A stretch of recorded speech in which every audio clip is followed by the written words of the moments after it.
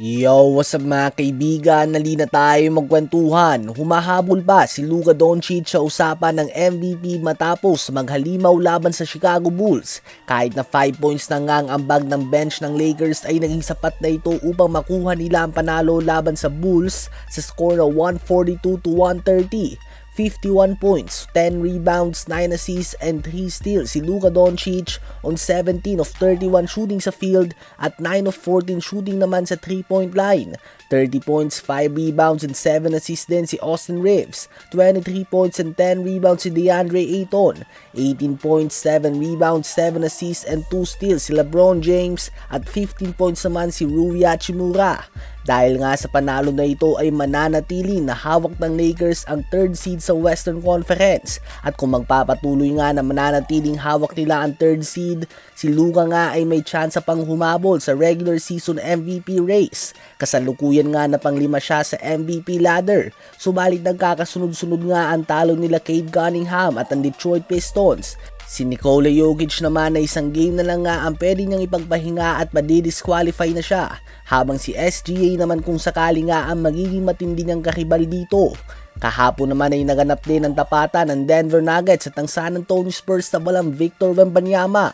Halos buong laro nga ay hawak ng Spurs ang kalamangan. Umabot pa nga ito sa 20 puntos mga kaibigan. Subalit matinding puso sa 4th quarter nga ang pinakita ng Denver Nuggets at matinding pagkukulang naman sa experience sa parte ng San Antonio Spurs. Natunaw nga ang kanilang 20-point lead at nabaliwala ang 30 points, 11 rebounds, and 10 assists triple-double ni Stephen Castle. 27 points and 9 assists si De'Aaron Fox at 20.7 rebounds si Harrison Barnes. Tinalo nga sila ng Denver Nuggets matapos na ma-outscore sa 4th quarter 42-25 at nagtala nga ang Nuggets ng 83 points sa buong second half hanggang sa tuluyan nilang nakuha ang panalo sa score na 136-131. 39 points and 7 assists si Jamal Murray. 31 points, 10 rebounds, 12 assists, 3 steals, and 2 blocks si Nikola Jokic.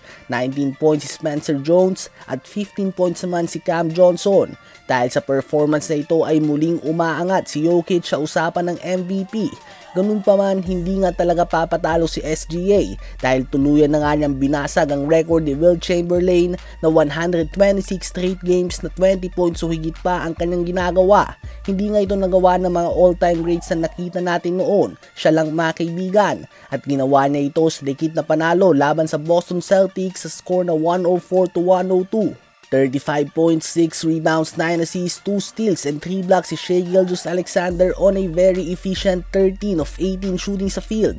Larong MVP nga talaga yan mga kaibigan. 15 points and 6 assists din si AJ Mitchell at 14 points and 9 rebounds naman si Chet Holmgren. Dahil sa panalo na ito ng OKC at sa talo naman ng San Antonio Spurs ay talagang hindi nga tuluyan na makahabol ang Spurs sa OKC para sa number 1 seed ng Western Conference. Ano ba masasabi niyo tungkol dito?